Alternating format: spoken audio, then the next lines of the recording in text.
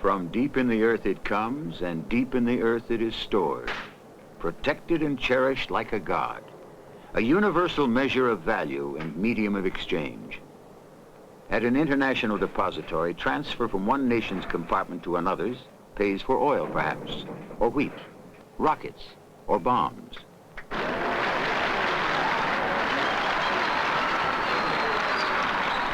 With it we anoint our heroes. Gold is supreme, a symbol of achievement, a synonym for success. Hi, Ronald. Huh? Well, I got a mantle at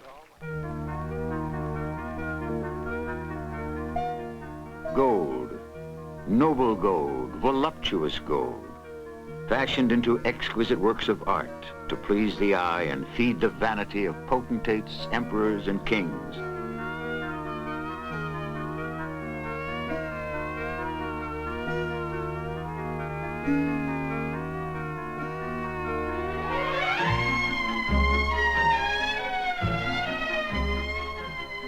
Gold, conductive, reflective, incorruptible gold, opening exciting new vistas in countless technologies. The guidance systems that send men into space rely on gold, and so do the astronaut's lifeline, coated with gold to reflect heat, and his visor, gold shaded to protect his eyes.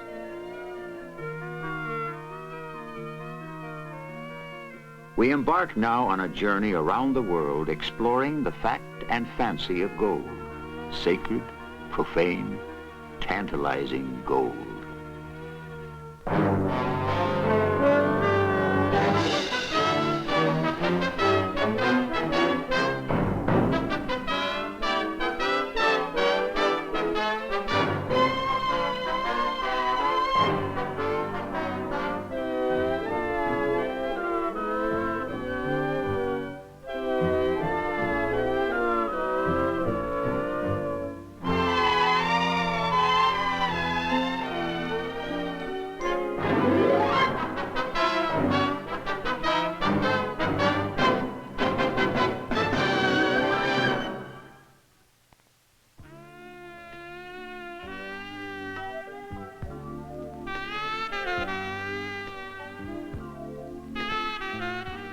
To many Americans, the word gold immediately brings to mind Fort Knox.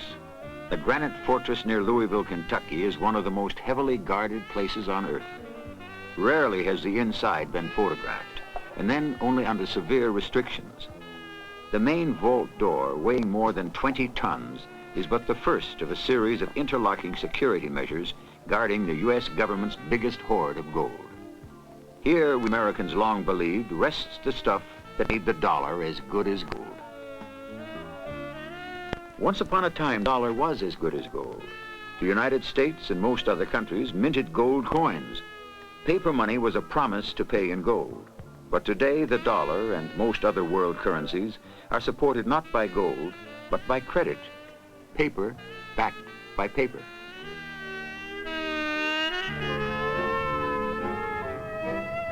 The experience of Germany in the early 1920s is the classic horror story told by those who urge a return to the gold standard as the best way to stop inflation and stabilize economies. As prices rose, the government printed more and more currency, and prices soared again. Eventually, the German mark literally was not worth the paper it was printed on. Bundles of paper money were needed to buy a loaf of bread, and a postage stamp cost millions.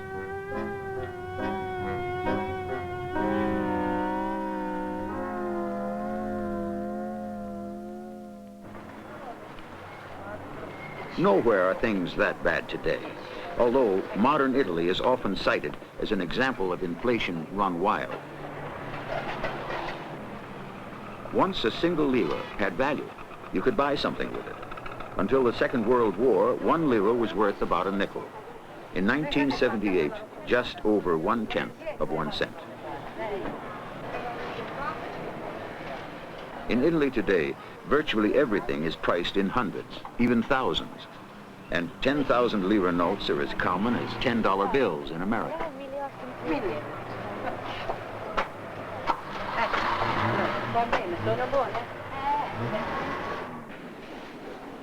Ich möchte gerne eine Goldbarre, bitte. Ja. 10 Gramm 10 schwer. Gramm. Ja. 120 Franken. Europeans have long put their faith and part of their savings in gold. Even in a country as rich and economically stable as Switzerland, it is common practice to buy small gold bars as birthday or Christmas gifts, especially for young children. Vielen Dank. Dankeschön. Auf Wiedersehen. Auf Wiedersehen. In France, crippling cycles of inflation and devaluation have eroded faith in paper money. It's said that nearly every French family has some gold stashed away in the cellar or in a mattress, most of it in coins. The total hoard estimated at 15% of all the privately held gold in the world. President Giscard d'Estaing once called the Frenchman's feeling for gold a penchant for unpleasant memories, an expression of distrust.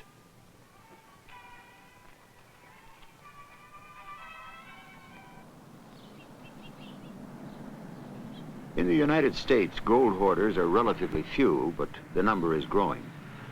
They tend to see gold as essential to personal security in times of inflation, monetary fluctuation, and social and political change. I think the reason that I have started buying gold coins is because what I see happening to the currency right now greatly disturbs me. In times of trouble, which I think we're approaching, gold has always held its value.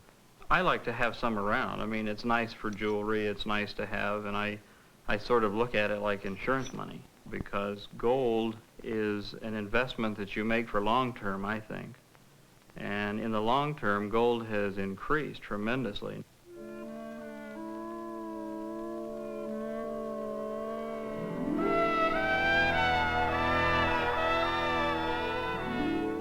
From deep within the sun, the gods took gold and gave it to man. That was the belief of ancient man who worked gold probably before any other metal. Since the dawn of history, civilizations rose, flourished, and died, leaving behind classics of the goldsmith's art.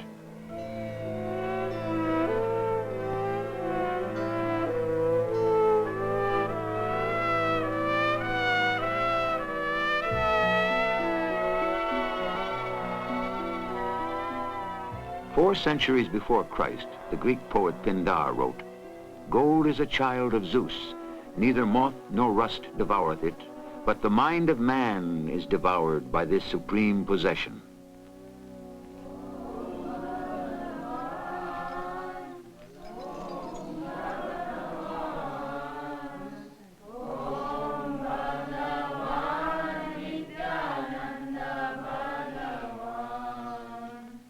So powerful is gold's grip on man's emotions that it has been an object as well as an instrument of religion.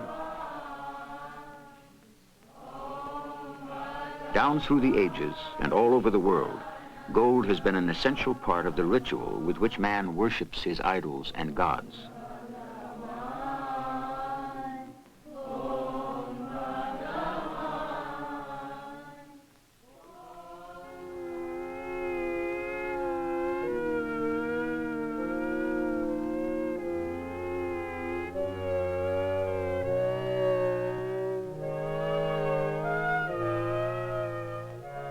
The Bible mentions gold more than 400 times.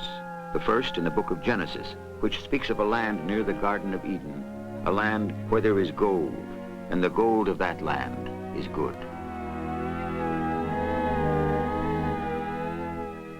Gold cannot tarnish or corrode, and because it lasts forever, men have long associated it with eternal life. Because it can be melted down and reused, it's possible that the gold on your finger once decorated King Solomon's temple, or was carried by the wise men to Bethlehem.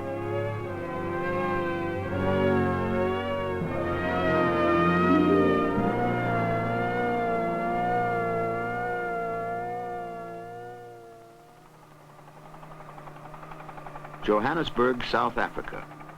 Huge mounds 200 feet high attest to a city built on gold. They're composed entirely of waste rock from worn-out gold mines. South Africa currently produces about half of the world's gold, and in the heart of Johannesburg, a heroic statue honors the men who wrested from the earth.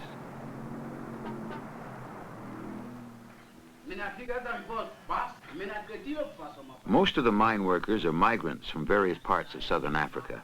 Some 50 different tribes are represented, each speaking its own language or dialect. Newcomers must learn a common language, Fonokolo, created especially for the mines.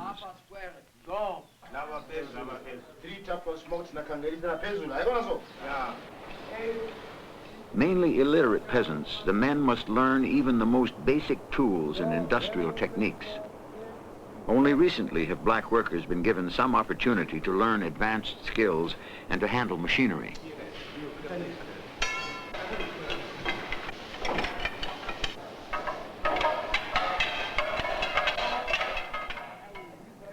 A brand new complex at Harmony Mine is a showcase for workers' housing. Mining companies provide lodging, food, and medical care as part of the workers' contract. At one time, most migrants signed on and were away from home for 2 years. Now it may be as short as 6 months. 52-year-old Malaya Lea Motene has put in a total of 10 years since 1945. He leaves home, where he owns a plot of land and some cattle, to earn money to send his 3 children to school. He has had no education.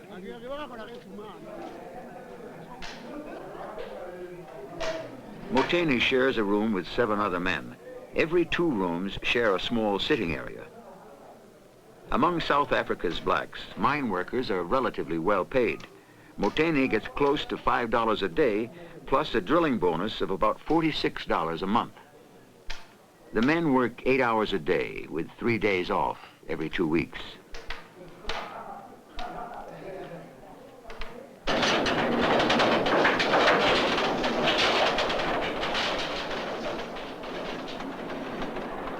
South Africa's gold lies deep in the earth, down to 2 miles or more. In such dangerous environments, safety precautions are rigid, and the death rate is relatively low compared with deep mines in other countries.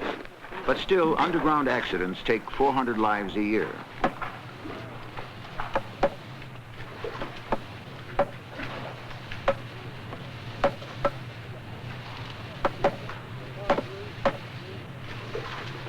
Whites in the mines are career men, skilled workers, technicians, engineers, 1 for about every 9 blacks. The white miners have a strong union and make about 7 times the pay of blacks. They may live with their families in comfortable houses subsidized by the companies.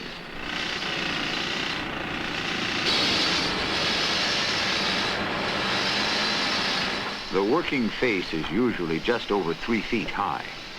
With the actual strip of gold-bearing rock only inches wide, taking out enough rock to give the men room to stand would be uneconomic. To the uninitiated visitor, it is like a trip to hell.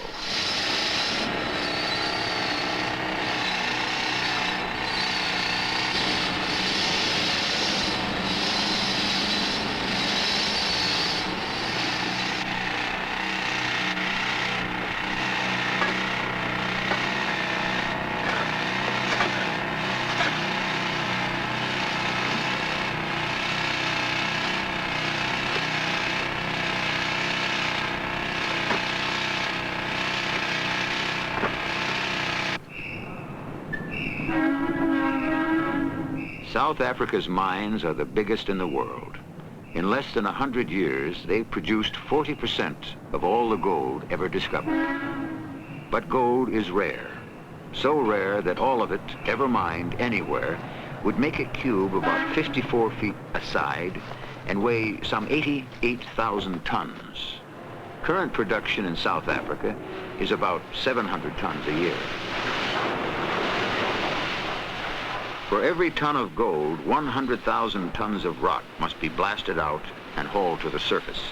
Or another way of looking at it, more than 6,000 pounds of rock to get 1 ounce of gold, an amount about the size of your fingertip.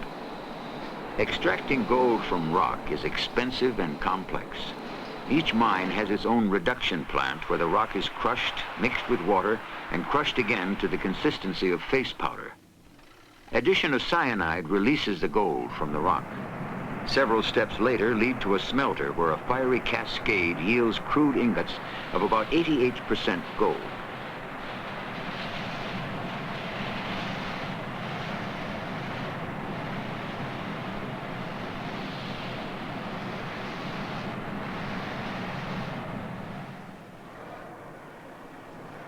Utmost secrecy cloaks all shipments of gold. Security measures are never divulged. We know that gold from all the mines arrives by armored truck at the Rand refinery outside Johannesburg at irregular times. So strict are security measures that a major theft has never been reported. Repeated weighing and checking enable the refinery to account for every bit of gold at any given time during the 4-day process required to remove silver and other metals from the crude ingots.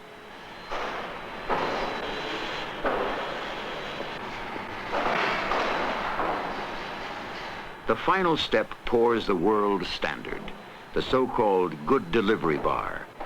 400 troy ounces, or 12.5 kilograms, or 27.5 pounds of gold. At least 99.6% pure.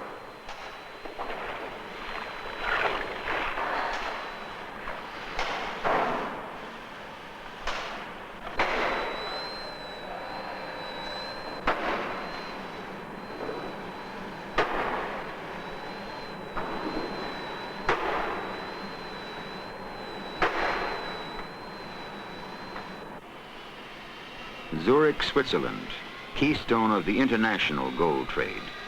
In secret shipments, gold arrives by air from South Africa and the Soviet Union, second largest gold-producing nation.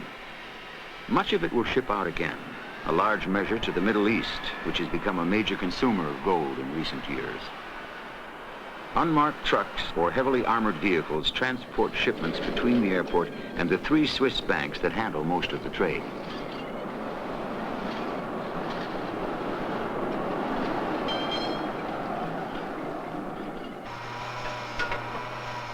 Deep beneath street level, our camera team pledged not to reveal how deep, a shipment arrives at one of the major banks, this one from the Soviet Union.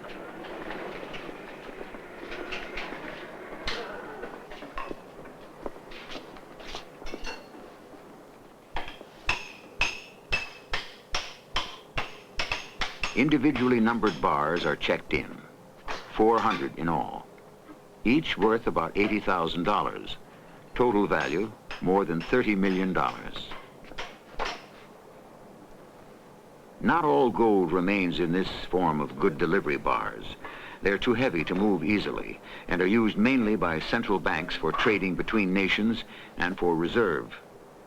Before it is actually put to use, much of the gold will be melted down and recast into a variety of smaller-sized bars, more convenient to transport and trade.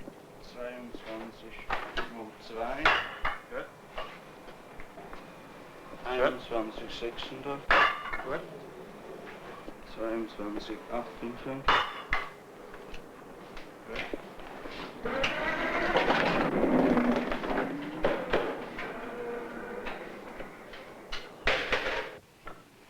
Some gold leaves Switzerland in surprisingly prosaic ways. In an ordinary briefcase, for example. All one has to do is arrange for the purchase at a bank, pay cash, and pick it up. It's all completely legal in Switzerland. That the gold may be headed for some place where it is illegal is of no concern to the Swiss. Business is business, and Swiss bankers are noted for their discretion.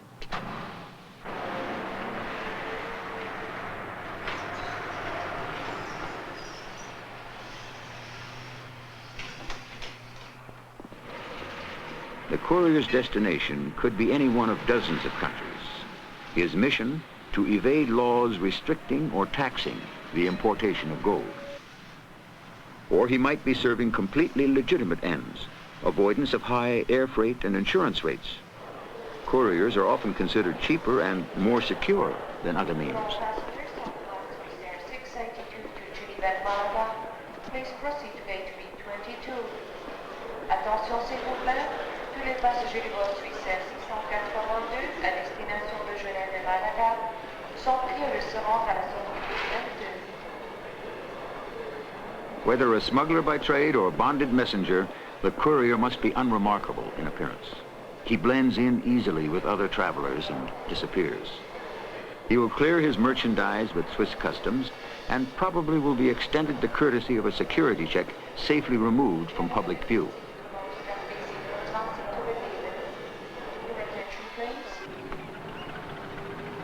Another starting point in international gold smuggling is on the Persian Gulf at Dubai, made busy and rich by gold and the Middle East oil boom.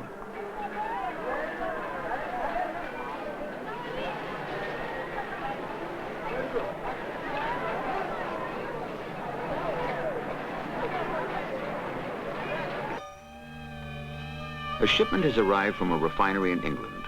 10 tola bars. A tola is a unit of weight used mainly in India, where importation of gold is illegal.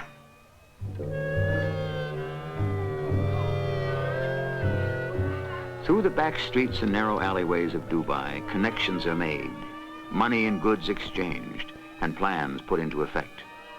Everything that goes on is legal and proper business in Dubai, but the result will be violation of another country's laws. Near the waterfront, the 10 tola bars are transferred into a canvas vest. Worth $750 each on the open market, they will bring a much higher price when they reach their final destination. For centuries, from Dubai's harbor, Arab dhows have sailed across the Arabian Sea to India. In the hustle of a wide-open port, it is easy for a vest full of gold to come aboard in a sailor's duffel.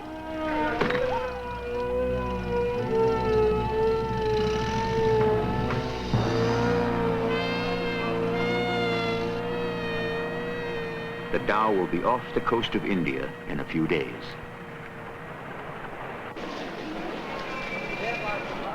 Nowhere is demand and reverence for gold as great as in India, a result of 5,000 years of Hindu tradition.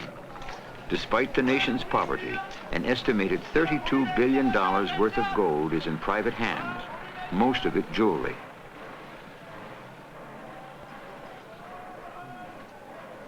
Nearly all of the country's goldsmiths are born into the craft.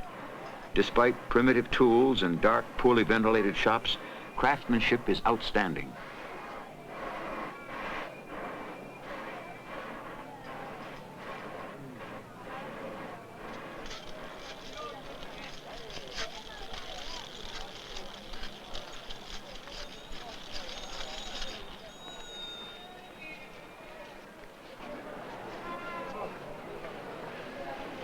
With importation of gold illegal, the official pretense is that almost all the jewelry manufactured in India is made with gold that has been remelted. In the Zaveri Bazaar, center of Bombay's bustling gold trade, gold is bought and sold by weight.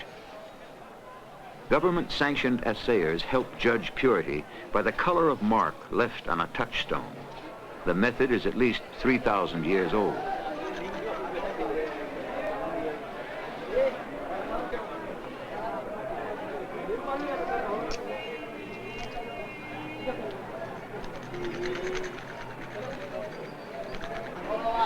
To Indians, gold is more than mere ornamentation. Symbolic of the Hindu goddess of wealth, gold is hoarded in almost every household. Wearing it brings prosperity and luck.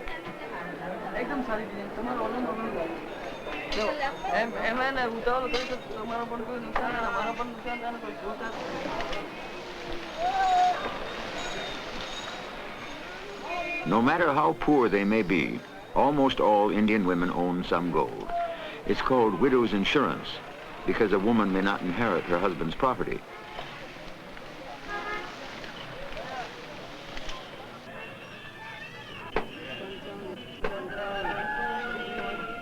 Even those living and working in the most wretched conditions own some gold and wear it always with no fear that they will be robbed. It is one of India's many paradoxes that women are so respected that robbers will not molest them. India's governments have tried for years to crack down on gold and eliminate hoarding, even taking the position that buying gold is treason. But mere laws cannot suppress the Indian passion for gold and belief that gold is sacred and close to the gods.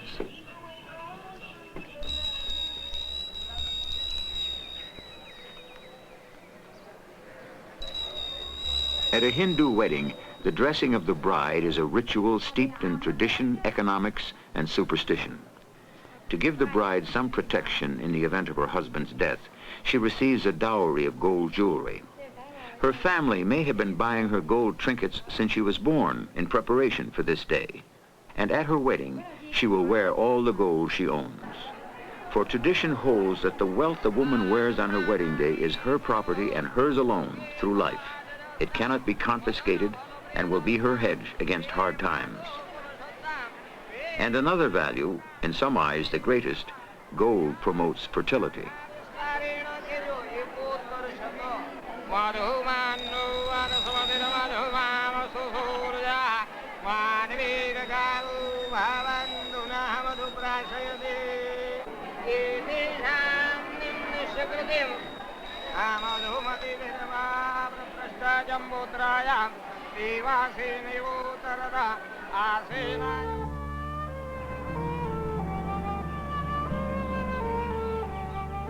Arezzo, Italy, an ancient city in the Tuscan hills north of Rome. This was the land of the Etruscans, a mysterious civilization that created masterpieces of gold 6 centuries before Christ.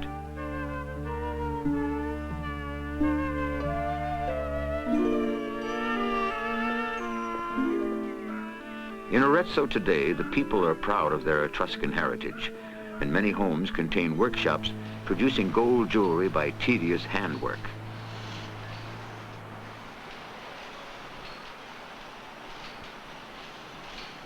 Much of the gold jewelry produced in Europe is 18 karat. That's 75% gold. The remainder might be silver or copper or other metals.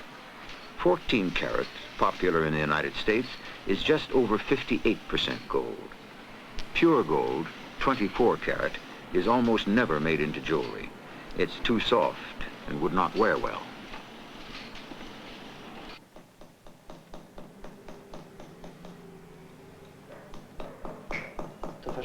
Among the most respected men in Arezzo is Carlo Badi, sculptor, designer, and teacher, whose work has been shown at international exhibitions. He's been a professional artist since he was 18. Working in gold, he says, gives me aesthetic results that nothing else can.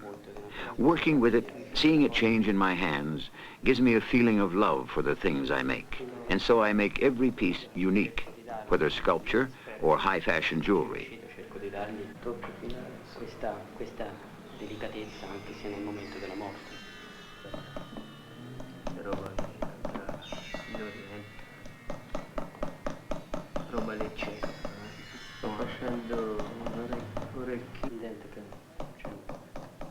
Badi's pupil, 21-year-old Dini Stefano, uses the word passion to describe how he feels about goldsmithing.